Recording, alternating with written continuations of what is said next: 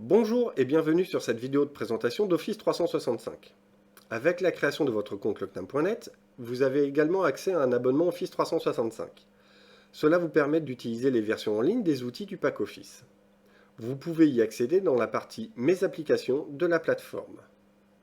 Ce pack comprend Outlook, représenté par la messagerie, le calendrier et les contacts, un espace de stockage d'un teraoctet représenté par OneDrive et les documents partagés, ainsi que les outils du pack Office, Word Online, Excel Online, PowerPoint Online et OneNote Online. OneNote étant un logiciel de prise de notes. Vous pourrez enfin accéder à Yammer, qui est un réseau social intégré à Office 365. Vous aurez aussi accès à l'outil Delve, qui est un système de collaboration et de communication, à Sway, qui est un système de création et de partage de rapports et de présentations, à Forms, qui est un logiciel de création et de partage de formulaires et d'enquêtes, ainsi qu'à Teams, qui est un espace de travail collaboratif. Vous pourrez trouver la présentation et l'aide de ces outils sur https://support.office.com. Vous trouverez le lien dans la description de cette vidéo.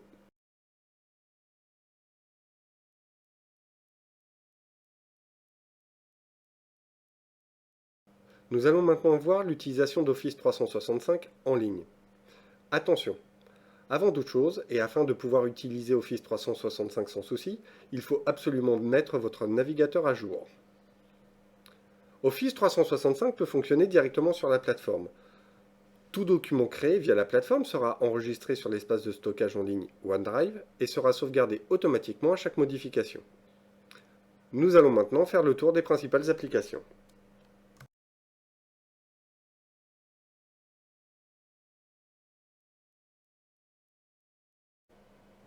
L'application Outlook comprend la messagerie, le calendrier et les contacts.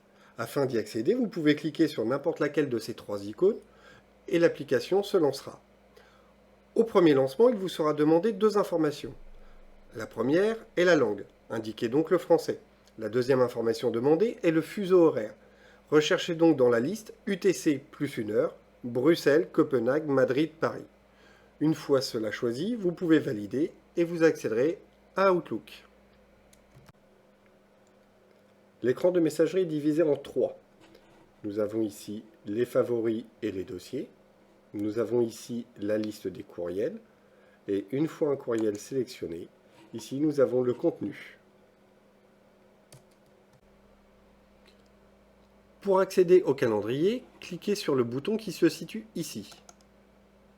Le calendrier vous permet d'enregistrer tous les événements qui vous semblent intéressants. Pour ce faire, vous cliquez sur Nouvel événement. Vous ajoutez un titre. Si besoin est, vous pouvez inviter des participants. Ils recevront une invitation sur leur boîte mail. Indiquez la date, l'heure de début, l'heure de fin. Si nécessaire, vous pouvez indiquer ici que c'est la journée entière. Vous pouvez demander une répétition, c'est-à-dire que cet événement se répétera tous les jours, toutes les semaines, tous les mois. Vous pouvez indiquer un lieu ou une salle et demander à ce que Outlook vous rappelle quelque temps auparavant l'événement à venir. Vous pouvez demander sur quelques minutes, quelques heures, ou un jour ou une semaine. Vous pouvez enregistrer l'événement ou l'abandonner. Pour accéder au contact, il vous suffit de cliquer sur le bouton ici.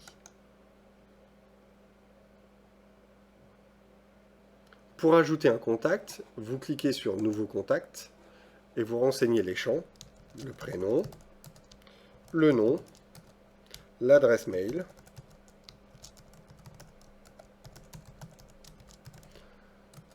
le numéro de téléphone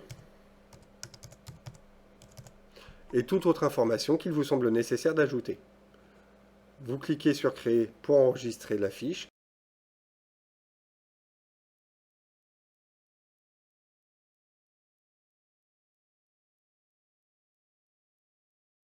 OneDrive est un espace de stockage d'un teraoctet. C'est ici que seront automatiquement enregistrés les documents créés sous les versions online des applications Office. Tous les documents ou dossiers qui seront dans OneDrive pourront être partagés avec d'autres utilisateurs. Les personnes qui ont un compte Office 365 pourront directement accéder à ces documents dans l'espace Documents partagés. Les personnes de l'extérieur recevront un mail avec un lien pour accéder au document. Pour accéder au contenu de OneDrive, cliquez sur le bouton OneDrive.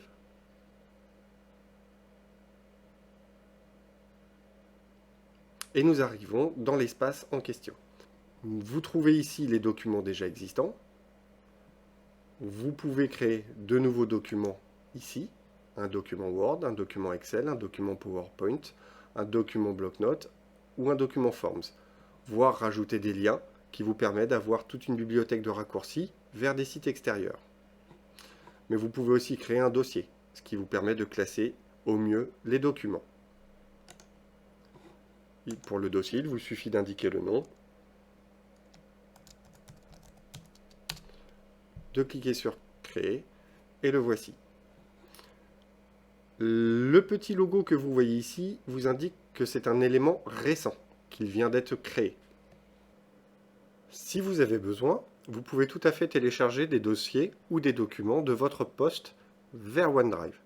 Pour faire cela, vous allez sur Charger et vous indiquez si vous souhaitez télécharger un dossier ou un fichier dans la zone OneDrive. Je clique sur Fichier. Une fenêtre s'ouvre avec le contenu de mon poste. Je sélectionne un fichier, je fais ouvrir et il me charge automatiquement le document dans l'espace OneDrive. Je le retrouve ici avec le logo m'indiquant que c'est un nouvel élément. Cela fonctionne aussi pour un dossier. Je clique sur Charger, je clique sur Dossier et dans la fenêtre de téléchargement, il n'apparaît que les dossiers. Il me suffira de sélectionner le dossier qui m'intéresse et de cliquer sur Importer. Il se peut aussi que vous ayez besoin de télécharger un de vos documents ou de vos dossiers OneDrive sur votre poste. Pour faire cela, vous sélectionnez le document en question et vous pouvez télécharger le document ici.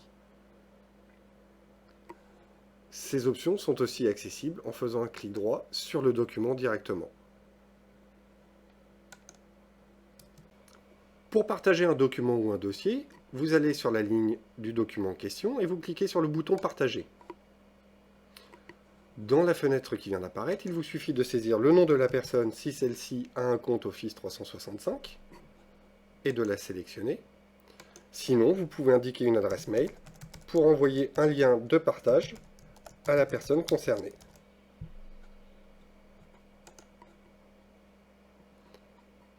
Vous cliquez ensuite sur Envoyer. La personne ayant un accès à Office 365 verra le document apparaître dans Documents partagés. La personne n'ayant pas accès à Office 365 recevra un mail avec un lien pour accéder au document.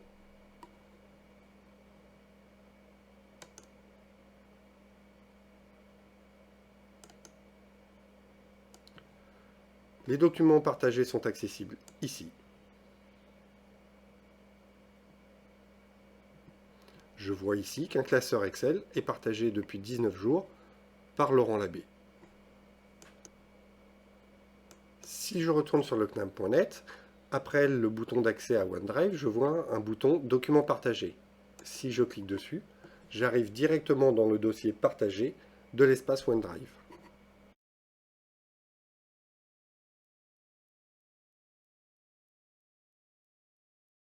La plateforme lecnam.net vous permet d'accéder directement aux applications courantes du pack Office, telles que Word, Excel, PowerPoint.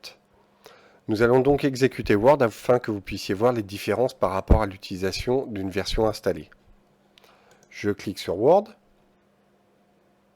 l'application se lance et nous arrivons sur la page d'accueil. La page d'accueil nous permet soit de créer un nouveau document, soit d'ouvrir un modèle. Pour accéder à d'autres modèles, il vous suffit de cliquer ici. Dans la partie basse, vous aurez accès au dernier document ouvert. Nous allons cliquer sur Nouveau document. Là, le programme se lance pour ouvrir Word. Comme vous pouvez le constater, l'interface est très semblable à celle d'un Word installé sur votre poste, si vous avez bien sûr la même version. Nous allons maintenant voir les différences par rapport à un Word installé sur votre poste. La première différence est qu'il n'y a pas de bouton Enregistrer.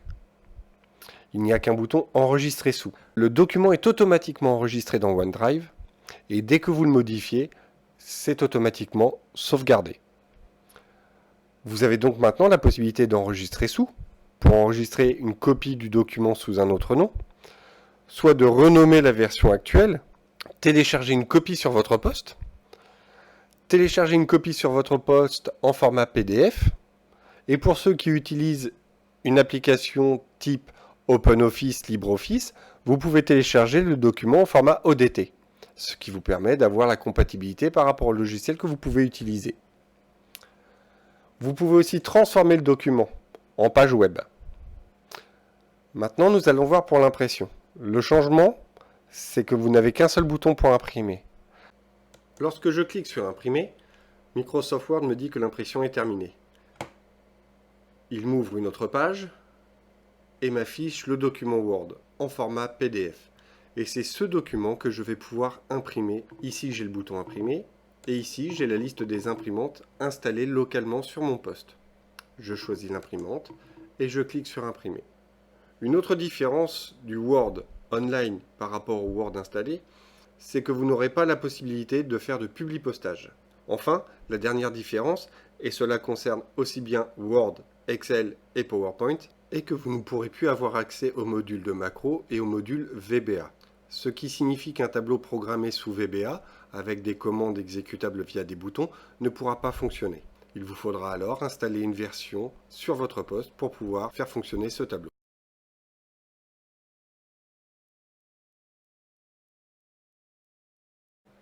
OneNote est un bloc-notes électronique.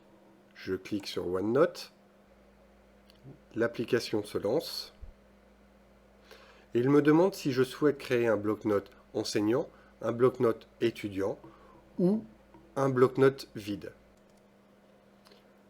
L'utilisation des boutons enseignant et étudiant ne concerne que le cas où un enseignant crée un bloc-notes qu'il souhaite partager avec ses étudiants.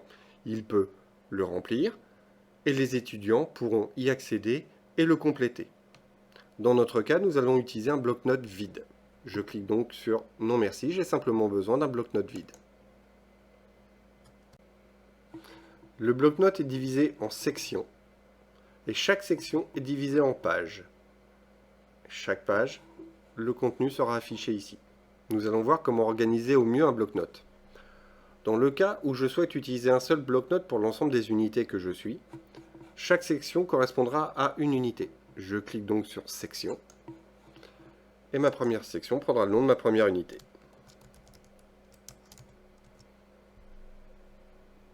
Si j'ai besoin, je peux tout à fait créer déjà une deuxième section pour une autre unité.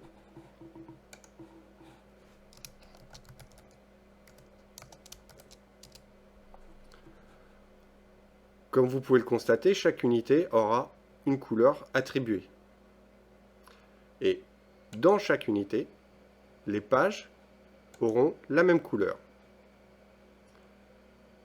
Dans une unité, je peux ajouter autant de pages que nécessaire. Ici, je renomme ma première page.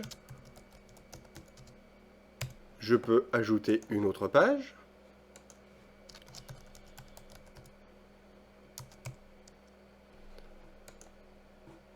Et si besoin est, par exemple, je peux aussi faire une page avec l'ensemble des définitions.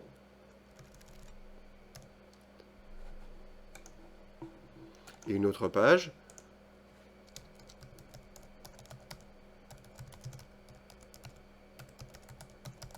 La saisie de texte sur une page fonctionne par système de blocs.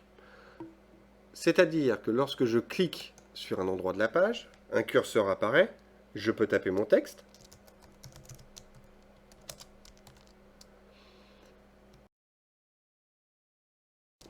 le continuer autant que j'ai besoin,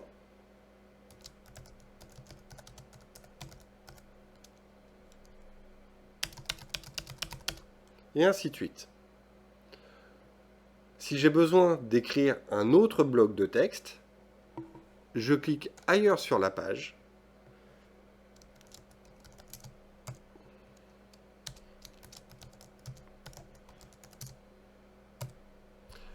et je peux taper mon texte.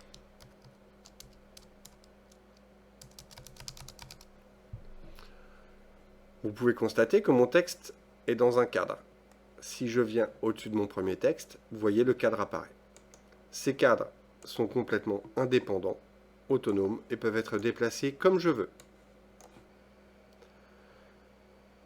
Nous pouvons insérer d'autres éléments. Pour cela, soit je l'intègre dans le bloc de texte qui m'intéresse, soit je crée un bloc autonome dans lequel je vais pouvoir insérer ces éléments. Les éléments que nous pouvons insérer sont un tableau, dans lequel je vais indiquer le nombre de colonnes et le nombre de lignes, un fichier que je vais insérer comme une pièce jointe dans un mail, ou en version affichée du document comme s'il s'agissait d'une impression. Je peux y insérer une image, un lien, mais aussi de l'audio, des symboles, des formules mathématiques, des emojis et tout un ensemble de compléments Office. Je peux aussi y faire du dessin.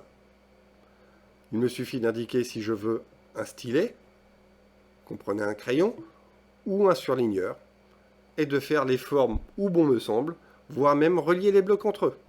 Je peux par exemple prendre le stylet, la couleur noire, et relier comme ça.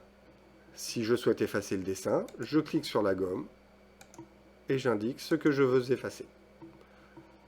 Je reclique sur le curseur pour pouvoir recommencer mes saisies de manière classique. Si besoin est, le bloc-notes peut être partagé comme tout autre document.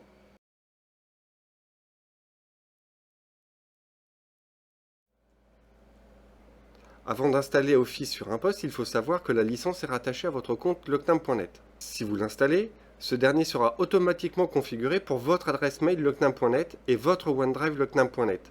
Si ce poste est accessible à d'autres personnes, ils pourront alors accéder à l'ensemble des informations telles que vos mails et l'ensemble des dossiers contenus dans votre OneDrive.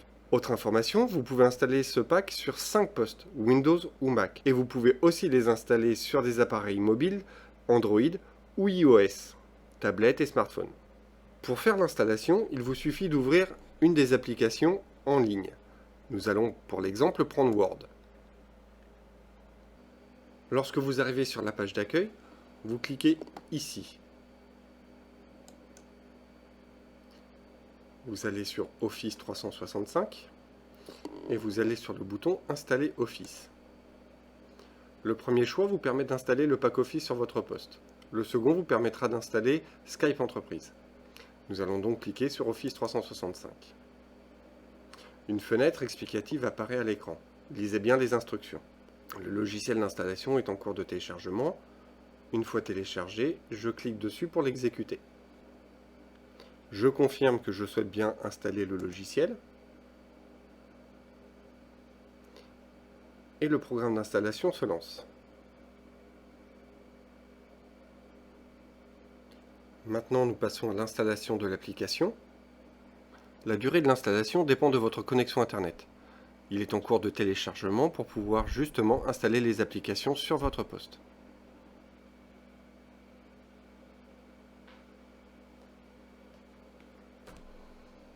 Une fois l'installation terminée, vous arrivez sur cet écran.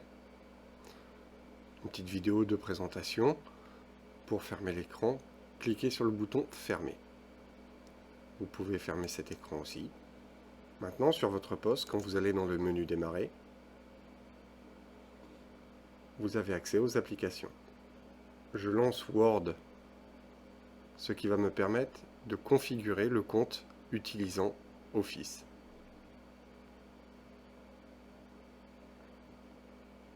Il reconnaît l'utilisateur qui a fait l'installation.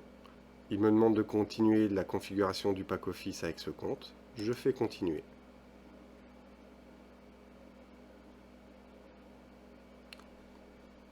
Il s'agit bien de l'adresse du compte locknam.net.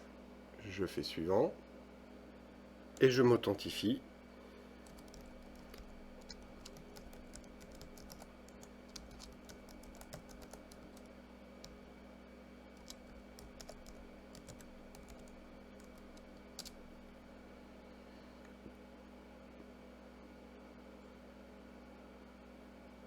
Une fois l'authentification validée, je vois ici que c'est bien mon compte qui apparaît. L'application est donc pleinement accessible. Il finalise la préparation d'Office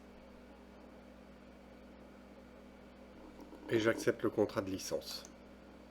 Word est maintenant accessible.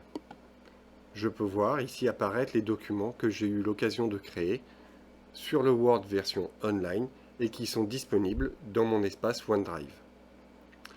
Sur cet écran, il me demande quel format de fichier Word je souhaite utiliser. Si vous n'utilisez que les outils Microsoft, je vous conseille fortement d'utiliser format Office OpenXML. Si jamais vous utilisez à côté une application telle que LibreOffice ou OpenOffice, dans ce cas-là, vous pouvez utiliser ce format-là. Je clique sur OK et l'installation est entièrement terminée. Je peux créer de nouveaux documents, je peux utiliser les anciens qui sont sur OneDrive. Je ferme Word et je vais lancer Outlook.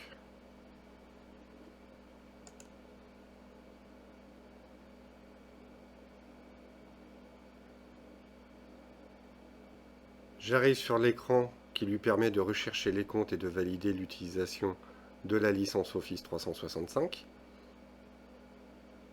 Je confirme l'adresse utilisée et je clique sur Terminer.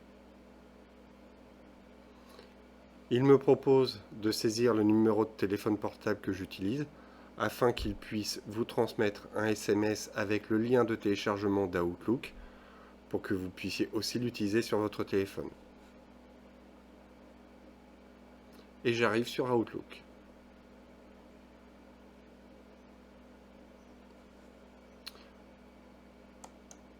Je ferme Outlook. Et le dernier point à voir, vous ouvrez l'explorateur de fichiers et dans ce dernier, vous découvrez une ligne OneDrive. Je clique dessus. Il me demande de le configurer. Je mets l'adresse mail de mon compte lecnin.net.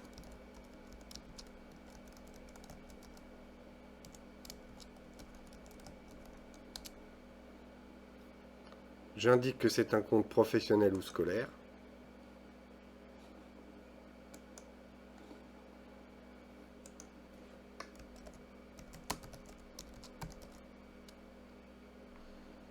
Je lui confirme la connexion via ce compte.